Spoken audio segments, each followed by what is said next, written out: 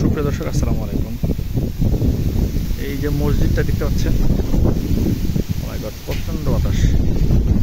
এই মসজিদটা আমার আব্বা, চাচা, জ্যাঠা তাদের অর্থায়নে করা আর কি।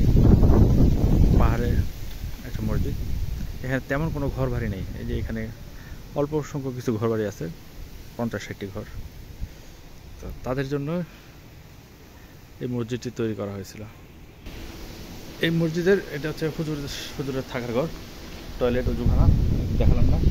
এটার বিশেষ হচ্ছে এই মসজিদটা হচ্ছে একদম এটা পাহাড়ের মধ্যে, দেখেন চারপাশে পাহাড়, ওই পাশে কোথাও কোনো জনবসতি নেই, চারপাশে পাহাড়। মধ্যে সবচেয়ে বড় কথা হচ্ছে মসজিদের পাশে একটা খেজুর গাছ আছে, যেটার মধ্যে এবার ফুল আসছিল।